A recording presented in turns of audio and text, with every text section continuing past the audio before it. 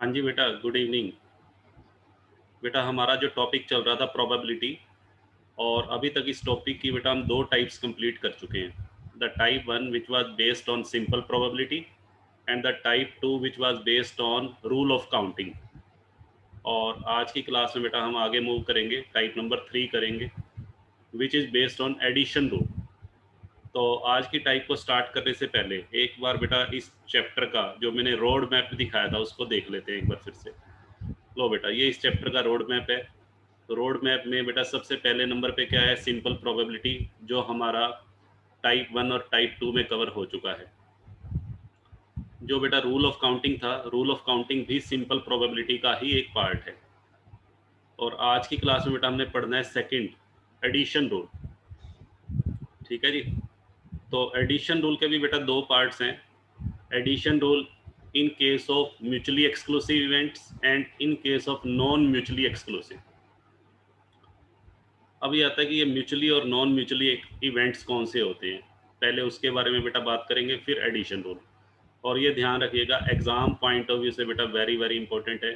Exam के अंदर addition rule पे बेटा थ्योरी भी आ सकती है, न्यूमेरिकल तो आ ही सकता है। एग्जाम के अंदर बेटा जो थियोरेटिकल क्वेश्चन आएगा, write short note on mutually exclusive event, non mutually exclusive event, या फिर ये आ सकता है write detailed explanation on addition rule. ठीक है, तो चलिए मूव करते हैं। सबसे पहले बेटा बात करेंगे कि जो हमारा एडिशन रूल है, मान लीजिए एग्जाम के अंदर आ गया एडिशन रूल के बारे में लिख के दिखाइए, तो आप बताएंगे addition rule is applicable in case of two types of events. First one is mutually exclusive event and the second is non mutually exclusive event. ठीक है जी। इनको बेटा हिंदी में भी बेटा इनके नाम दिए हुए हैं, पारस्परिक अपरजीवी घटनाएं और गैर पारस्परिक अपरजीवी घटनाएं। और वो बेटा नाम बड़े टफ हैं, उनको याद रखना बेटा बहुत मुश्किल है। इसलिए मेरी सभी बच्चों से रिक्वेस्ट है कि इनके नाम आप बेटा इंग्लिश में ही याद करेंगे, और एग्जाम के अंदर अगर थ्योरी आए तो इंग्लिश मीडियम में ही लिख के आइएगा। ठीक है। तो आज की क्लास में बेटा हम बात करेंगे म्यूचुअली एक्सक्लूसिव इवेंट्स के केस में एडिशन रूल कैसे अप्लाई करते हैं। बट उससे पहले हमारे लिए ये जानना जरूरी है कि म्यूचुअली एक्सक्लूसिव इवेंट्स होते क्या हैं। चलिए बेटा बात करते हैं। तो सबसे पहले बेटा बात करेंगे mutually exclusive event. Mutually exclusive event बेटा किनको बोलते हैं, टू और मोर इवेंट्स। ध्यान से सुनिएगा, म्यूचुअली एक्सक्लूसिव इवेंट के लिए पहली बात, कम से कम बेटा दो इवेंट का होना जरूरी है। कम से कम दो का मतलब दो भी हो सकते हैं, दो से ज्यादा भी हो सकते हैं। दो या दो से ज़्यादा इवेंट म्यूचुअली एक्सक्लूसिव बेटा तब कहलाते हैं जब वो इवेंट एक साथ घटित ना हो सकते हो। टू और more events are called mutually exclusive if they can not happen together in the same trial और सेम एक्सपेरिमेंट। हाँ जी बेटा, देखिए क्या कहता है, दो या दो से अधिक घटनाएं म्यूचुअली एक्सक्लूसिव कब होती हैं, जब वो एक साथ घटित ना हो सकती हो इन द सेम ट्रायल और सेम एक्सपेरिमेंट। फॉर एग्जाम्पल, ध्यान से सुनिएगा बेटा, आपने चैट बॉक्स में बेटा लिखना है यस और नो। जो मैं क्वेश्चन पूछूंगा उसका जवाब आप यस और नो में देंगे। सपोज कीजिए मैंने बेटा दो इवेंट लिए। एक इवेंट लिया, हाँ जी बेटा, एक इवेंट मैंने लिया राहुल इज प्लेइंग फुटबॉल। ध्यान से सुनिएगा, राहुल इज प्लेइंग फुटबॉल। और दूसरा इवेंट बेटा मैंने लिया Rahul is taking a cup of T. ठीक है जी। अब मुझे एक बात बताओ, क्या ये दोनों घटनाएं एक टाइम पे बेटा इकट्ठी हैपन हो सकती हैं? हाँ जी बेटा, राहुल जो है वो फुटबॉल भी खेल रहा है और राहुल चाय भी पी रहा है। क्या ये दोनों घटनाएं एक टाइम पे हैपन हो सकती हैं? नहीं हो सकती ना। तो ये कैसे इवेंट हुए, म्यूचुअली एक्सक्लूसिव। जब दो या दो से अधिक घटनाएं एक साथ घटित ना हो सकती हो उसे बेटा बोलते हैं म्यूचुअली एक्सक्लूसिव। या एक सेकंड और लेते हैं। हाँ जी बेटा, मगन मगन इज रीडिंग ए बुक। ठीक है जी, मगन इज रीडिंग ए बुक।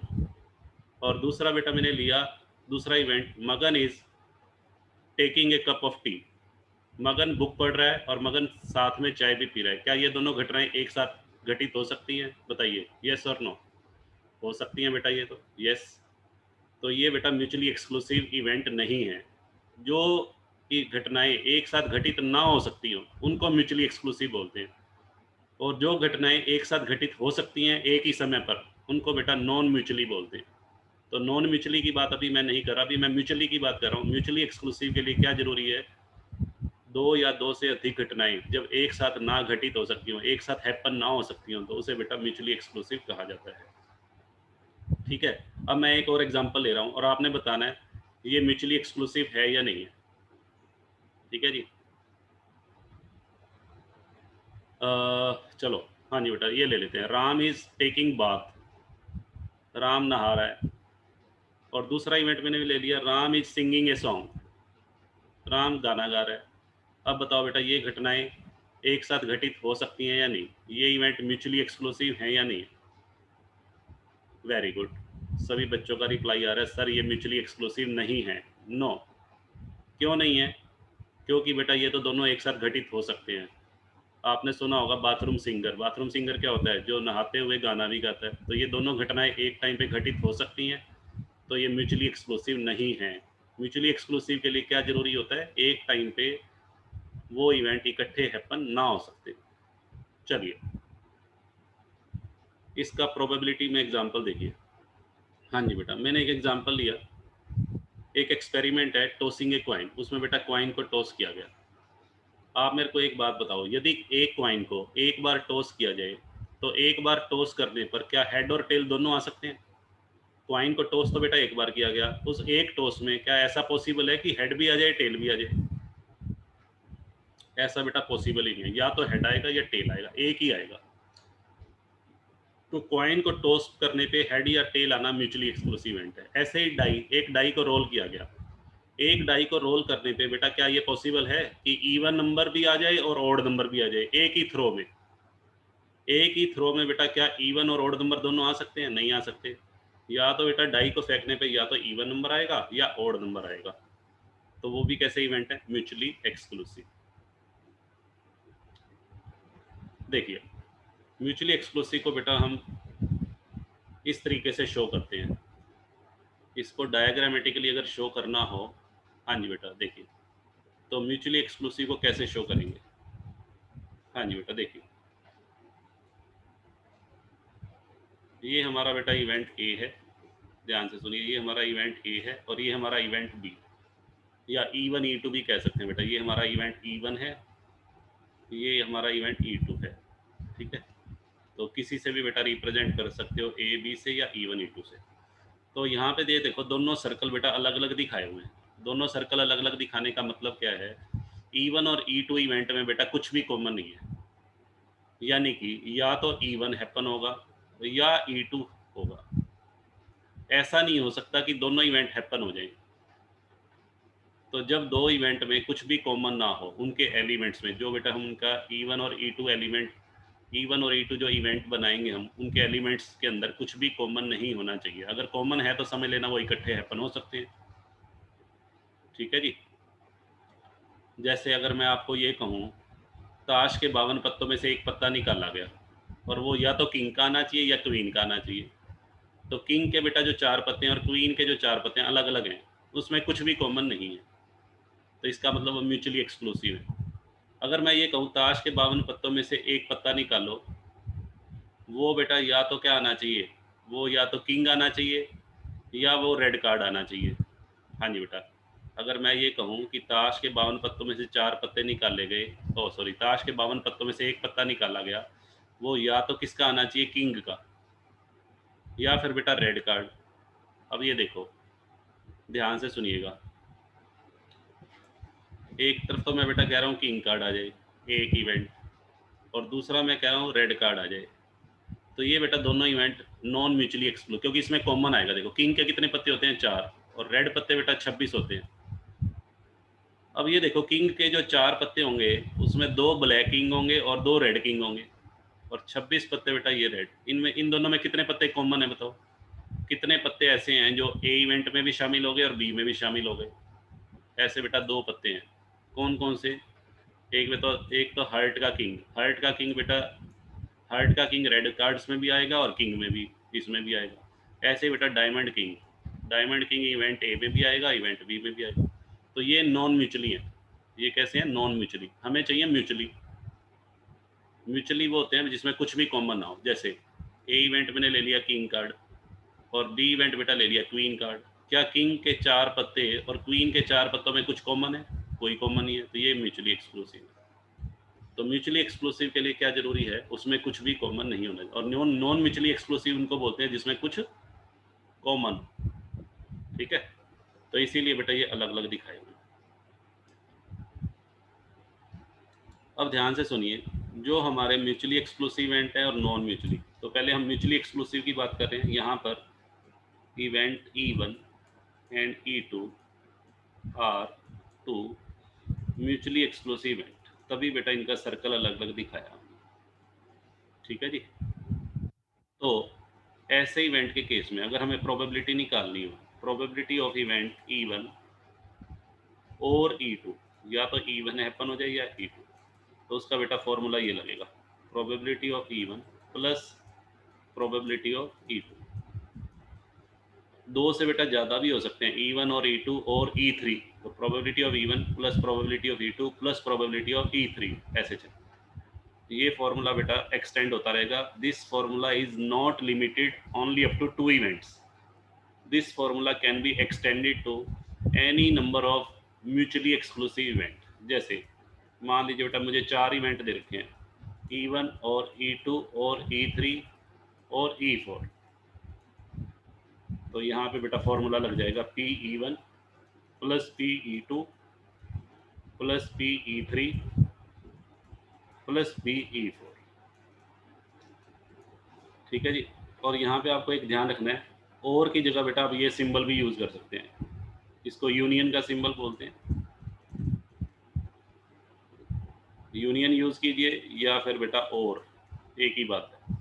ठीक है, कहने का मतलब ये जो फॉर्मूला है इसे ऐसे भी लिख सकते हैं आप, probability of E1 union E2 is equal to probability of E1 plus probability of E2। ठीक है जी। जिन बच्चों ने सेट्स का चैप्टर पढ़ा हुआ है 11th क्लास में सेट्स का, उनको पता है यूनियन क्या होता है। यूनियन का मतलब होता है दो सेट्स के एलिमेंट्स को कंबाइन करना। ठीक है, आइदर E1 और E2। देखिए अब इसको कैसे अप्लाई करेंगे। हाँ जी बेटा, एडिशन रूल। तो अगर पेपर में बेटा एडिशन रूल पे लिखने के लिए आ जाए तो पहले म्यूचुअली और नॉन म्यूचुअली के बारे में एक्सप्लेनेशन देंगे, उसके एग्जांपल बताएंगे, फिर एडिशन रूल के बारे में। हाँ जी बेटा, सपोज कीजिए आपके 2 इवेंट हैं, मैं सिर्फ 2 इवेंट के बारे में बात कर रहा हूँ, E1 और E2। वैसे बेटा 2 से ज़्यादा भी हो सकते हैं, अभी मैंने बताया।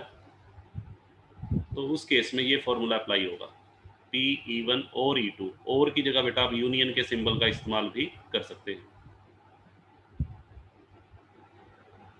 जैसे बेटा ये देखिए, एक्सपेरिमेंट लिया, थ्रोइंग ए डाइस वंस। अब मुझे एक बात बताइए, जब हम एक डाई को बेटा थ्रो करते हैं तो उसका सैंपल स्पेस क्या बनेगा? डाइस को फेंकने पे बेटा सैंपल स्पेस ये बनता है 1 2 3 4 5 6, ये हमारा डाइस का सैंपल स्पेस है। अब आप क्या करेंगे, सैंपल स्पेस को बेटा किससे रिप्रेजेंट करते हैं? एस से। उसके बाद आपको 2 इवेंट दिए हुए हैं, E1 and E2। E1 event बेटा क्या है, getting a number greater than 4। Greater than 4 के बेटा फेवर में कितने केसेस होंगे बताइए? ग्रेटर देन 4 के फेवर में 2 ही नंबर हैं, तो ये बेटा हमारा आ गया 2 केसेस है। ये n की वैल्यू तो हो गई 6। हाँ जी बेटा, यहाँ पे M1 कितना हो गया? 2। फिर बेटा आ जाओ इस पे, इवेंट अब E2 इवेंट पे आ जाइए। E2 इवेंट के फेवर में कौन कौन से केसेस हैं? Getting a number less than 4। Less than 4 में बेटा 1 2 3 आएगा, तो यहाँ फेवरेबल केसेस कितने होंगे? 3। ठीक है। और सपोज कीजिए आपसे पूछ ले कि प्रोबेबिलिटी कैलकुलेट करके दिखाओ इवेंट E1 और E2 की, तो कैसे निकालेंगे? मेरे से बेटा क्या पूछ लिया कि प्रोबेबिलिटी निकाल के दिखाओ आइदर E1 और E2, तो इसे बेटा ऐसे लिखेंगे, प्रोबेबिलिटी ऑफ हैपनिंग E1 और E2, या बेटा ऐसे भी लिख सकते हैं, probability of E1 union E2। तो फॉर्मूला बेटा पहले ये देखो, ये दोनों इवेंट कैसे हैं, E1 और E2 म्यूचुअली एक्सक्लूसिव है, नॉन म्यूचुअली। देखो बेटा इनमें कुछ भी कॉमन नहीं है। देखो इसके एलिमेंट में 5 6 है, इसके एलिमेंट में 1 2 3, क्या कुछ कॉमन है? हाँ जी बेटा, ये E1 इवेंट है और ये E2। E1 इवेंट में तो कौन कौन से एलिमेंट हैं, 5 और 6। E2 में है 1, एक 2 है बेटा, एक 3 है। क्या दोनों में कुछ कॉमन है? कुछ भी कॉमन नहीं है। तो इवेंट आप कैसे लिख देंगे, म्यूचुअली एक्सक्लूसिव। तो फॉर्मूला म्यूचुअली एक्सक्लूसिव वाला बेटा लगा देंगे। लो, साइड में आप रीजन लिख देंगे यहाँ पे, रीजन ये फॉर्मूला क्यों अप्लाई किया। E1 and E2 are mutually exclusive. Mutually exclusive को बेटा M डॉट E डॉट भी लिख सकते हैं। तो यहाँ पे बेटा फॉर्मूला वैल्यू पुट करो। पहले प्रोबेबिलिटी ऑफ E1 की प्रोबेबिलिटी कैसे निकलेगी, M1 favourable cases divided by total cases, जो सिंपल प्रोबेबिलिटी में जो फॉर्मूला लगाते थे। प्रोबेबिलिटी ऑफ E2 बेटा कैसे निकलेगा, M2 डिवाइडेड बाय N। तो M1 बेटा कितना है 2, वैल्यू पुट कर देते हैं N 6, M2 बेटा है 3/6। तो ओवरऑल हमारा आंसर कितना आ जाएगा, 5/6। लो बेटा, इस तरीके से आपको करना है, ठीक है। तो बिल्कुल इजी है।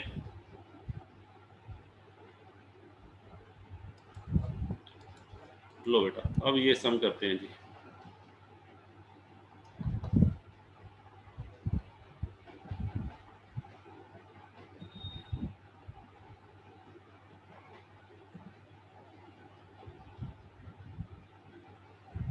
हाँ जी बेटा, देखिए इस सम में क्या कहता है।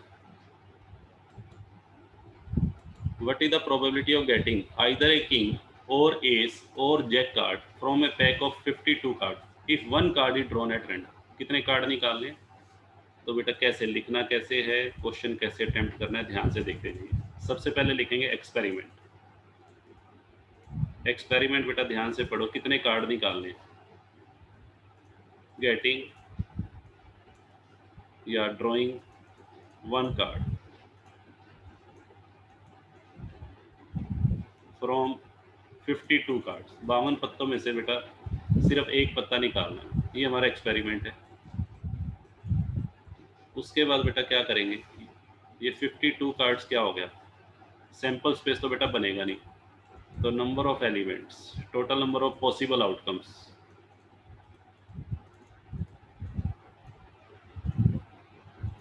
टोटल आउटकम्स बेटा n इज इक्वल टू हो गया 52। 52 पत्तों में से एक पत्ता निकालेंगे तो 52 तरह के रिजल्ट आ सकते हैं। हमारे से प्रोबेबिलिटी किसी की पूछी है, आइदर ए किंग। तो यहाँ बेटा दो इवेंट लेट कर लो, इवेंट E1, इवेंट E2। और दोनों के बीच में देखो बेटा ध्यान से, और है, या तो किंग आ जाए या एस आ जाए।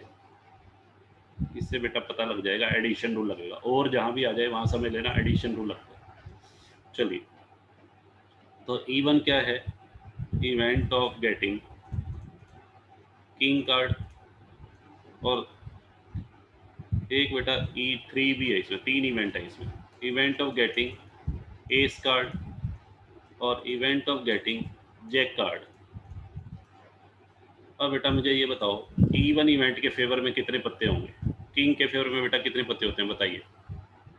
वेरी गुड, सभी बच्चों के रिप्लाई आ रहे हैं। किंग के फेवर में बेटा कितने पत्ते होते हैं, 4। एस कार्ड इक्के बेटा कितने होते हैं, फटाफट से लिखिए चैट बॉक्स में, वेरी गुड। और जैक के फेवर में, जैक के फेवर में गुलाम, जैक का मतलब बेटा गुलाम, जैक का एक नाम और भी होता है नेव, जैक कह लीजिए या नेव कह लीजिए, एक ही बात है। ये भी बेटा 4 है। अब मुझे एक बात बताओ, किंग एस और जैक में ये बेटा चारों पत्ते अलग अलग होते हैं या इसमें कुछ कॉमन भी है? क्या कोई ऐसा पत्ता है जो तीनों में कॉमन हो? No common element, there is no common element. ठीक है जी, तो आप क्या लिखेंगे, events E1, E2 and E3 are mutually exclusive. हाँ जी बेटा, तीनों के तीनों इवेंट कैसे हैं बताइए।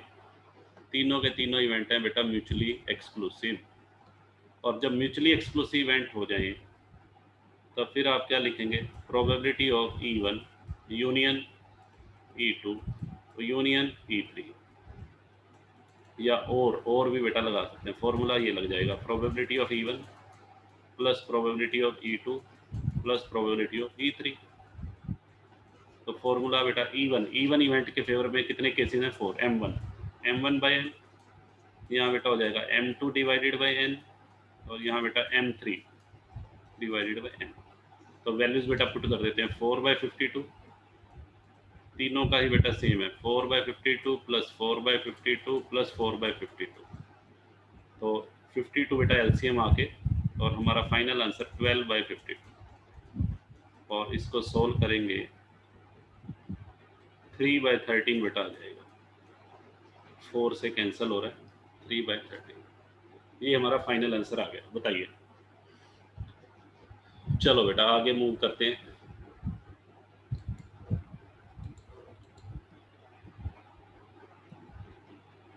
हाँ जी बेटा, ये सम देखिए,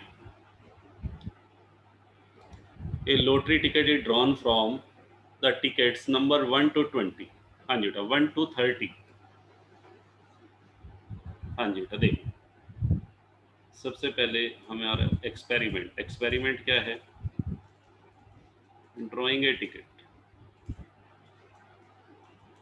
हाँ जी बेटा, हमें एक टिकट निकालनी फ्रॉम 32 टिकट्स। अब बेटा सैंपल स्पेस बना लें। सैंपल स्पेस बेटा कैसे बनाएंगे बताइए, सैंपल स्पेस एस 1 to 30, 1 2 3 4 5 और अप टू 30। तो ये बेटा हमारी n की वैल्यू हो गई। ठीक है जी। अब क्या कहता है, the ticket drawn is a multiple of either 7 और 9 और 13। अब बेटा तीन इवेंट ले लीजिए, एक इवेंट E1, एक इवेंट E2 और तीसरा इवेंट लेंगे E3। तो पहले E1 की बात करते हैं। E1 इवेंट क्या है, multiple of 7, E2 event multiple of 9 और E3 मल्टीपल ऑफ 30। तो पहले बेटा देखते हैं 7 के मल्टीपल वाली टिकट कौन कौन सी बनेंगी। आप चैट बॉक्स में लिखिए 1 to 30 में ऐसे कौन कौन से नंबर हैं जो बेटा 7 से डिविजिबल हो जाएंगे। बताइए 1 to 30 में। वेरी गुड, एक तो बेटा 7, 14, एक 21 और एक 28। ऐसे ही बेटा 9 से डिविजिबल, 9 के मल्टीपल के लो या डिविजिबल बाय 9 कौन कौन से बनेंगे 1 to 30 में। एक तो 9, एक 18 और एक 27। हाँ जी बेटा, फिर 13 से डिविजिबल, एक बेटा 13 बनेगा, एक 26। तो यहाँ बेटा चेक करो M1 कितना हो गया 4, M2 कितना हो गया बेटा यहाँ 3 और M3 हो गया 2। अब जरा मुझे चेक करके बताओ, क्या इन तीनों इवेंट में कुछ कॉमन है। अगर कॉमन हुआ तो बेटा ये नॉन म्यूचुअली है, और कॉमन ना हुआ तो ये म्यूचुअली एक्सक्लूसिव है। अब जरा चेक करके बताओ क्या इनमें कुछ कॉमन है। सभी के एलिमेंट बेटा अलग अलग है। देखो E1 के एलिमेंट अलग हैं। हाँ जी बेटा E1 के एलिमेंट अलग हैं, देखो E2 के बेटा अलग हैं और E3 के अलग हैं। तो आप क्या लिखेंगे, here events E1, E2 and E3 are mutually exclusive. हाँ जी बेटा, कैसे इवेंट है ये, म्यूचुअली एक्सक्लूसिव। और म्यूचुअली एक्सक्लूसिव इवेंट के केस में आपका बेटा जो फॉर्मूला अप्लाई होता है प्रोबेबिलिटी निकालने के लिए, वो फॉर्मूला लिख लीजिए, probability of E1 union E2 union E3। तो इसे बेटा लिखेंगे probability of E1 plus probability of E2 plus probability of E3। लो बेटा कर दो इसको, 4 divided by 30, M1 divided by n plus M2 बेटा ये रहा 3/30 और E3 2/30। ओवरऑल बेटा हमारा आंसर हो जाएगा 9/30। इसको भी कैंसिल कर लेंगे 3 से, तो 3/10। This is our final answer. बताइए क्लियर है।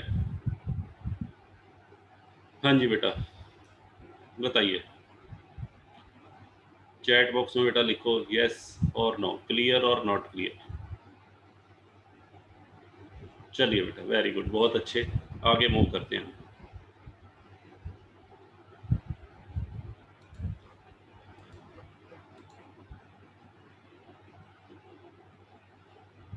हाँ जी बेटा देखिए नेक्स्ट सम पे आते हैं। इस सम में क्या कहता है, what is the probability of getting an ace of spade और sport card of heart if one card is drawn from a deck of cards.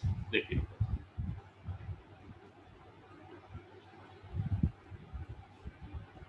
सबसे पहले बेटा एक्सपेरिमेंट लिखेंगे।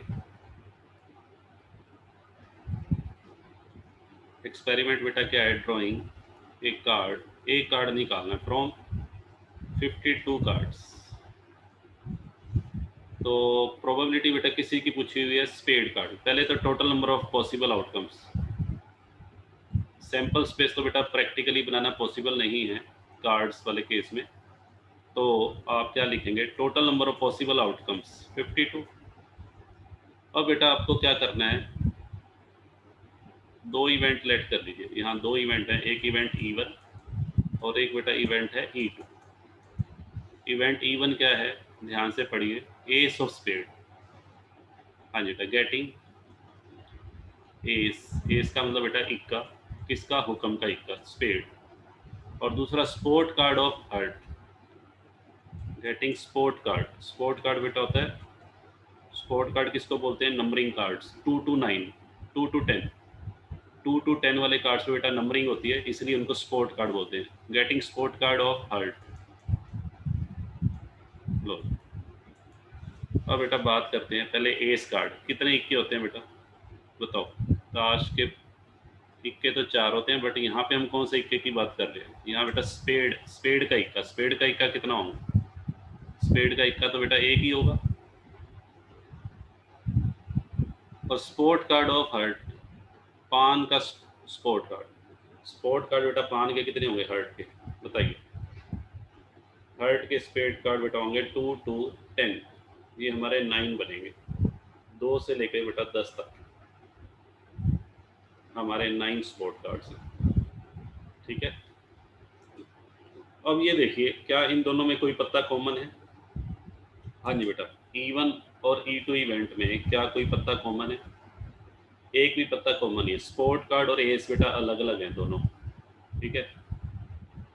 स्पोर्ट कार्ड में से कोई भी कार्ड ऐसा नहीं होता जो एस कार्ड हो। स्पोर्ट कार्ड में तो सिर्फ नंबरिंग वाले कार्ड होते हैं।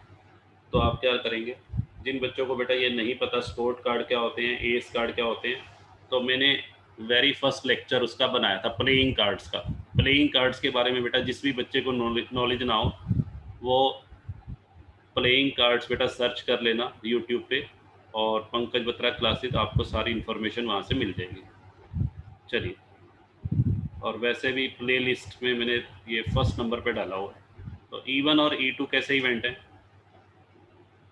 लो बेटा, बोथ म्यूचुअली एक्सक्लूसिव इवेंट्स। तो म्यूचुअली एक्सक्लूसिव इवेंट के केस में बेटा फॉर्मूला कौन सा अप्लाई होगा, देखिए। फॉर्मूला बेटा हम अप्लाई कर देते हैं, प्रोबेबिलिटी ऑफ E1 और E2, या यूनियन लगा लीजिए बेटा, एक ही बात है। Probability of E1 plus E2, लो बेटा अप्लाई कर दीजिए। E1 M1 divided by n, M2 divided by n, तो 1/52 प्लस 9/52। आंसर बेटा हमारा होगा 10/52, यानी कि 5/26। लो बेटा, ये हमारा सम हो गया। इस तरीके से बेटा आपको ये सभी सम सॉल्व करने हैं। हाँ जी बेटा, देखिए नेक्स्ट सम पे आते हैं। नेक्स्ट सम में बेटा क्या कहता है, what is the probability of getting either a sum of 5 और 11 in a throw pair of dice. हाँ जी बेटा, देखिए कैसे करेंगे। सबसे पहले बेटा एक्सपेरिमेंट क्या है, rolling a pair of dice. Pair का मतलब बेटा क्या होता है, पेयर का मतलब होता है 2 डाइस। तो सैंपल स्पेस बेटा बना लेते हैं। 2 डाइस में बेटा कितने केसेस बनेंगे, सैंपल स्पेस आपको बताया हुआ है 36 केसेस, ठीक है जी। 6⁻², फॉर्मूला होता है 6⁻n, तो 36 केसेस बनेंगे। कौन से बनेंगे वो आपको पता है, 1 1 1 2 1 3, और लास्ट में बेटा 6 6 तक जाएंगे। सारे आपने बना लेने हैं। अब देखो क्या कहता है, आपको दो इवेंट्स दे, E1 है। सबसे पहले बेटा इवेंट E1 और E2। इवेंट E1 क्या है, गेटिंग ए सम ऑफ 5,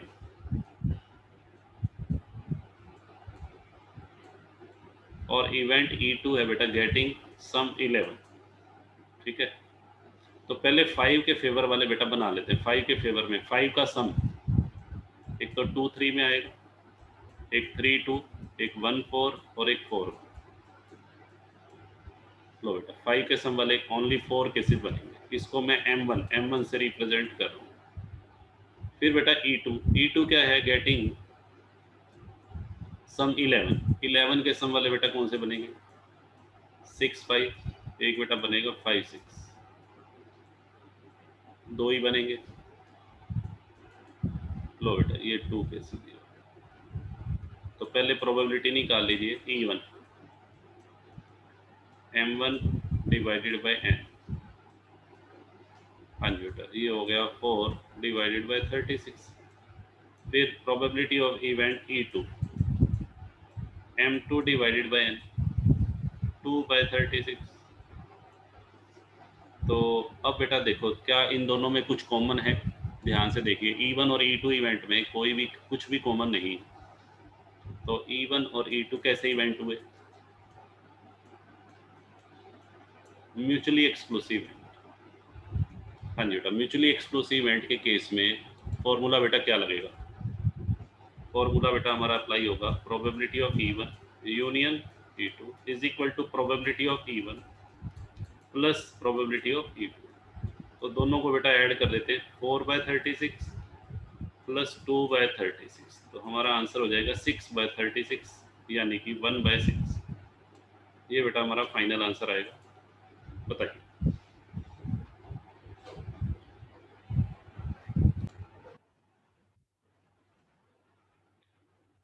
तो बेटा आज का होमवर्क मैं आपको असाइन कर रहा हूँ।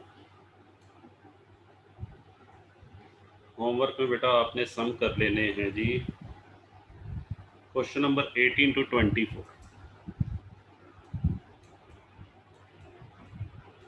ये बेटा हमारा आज का होमवर्क है।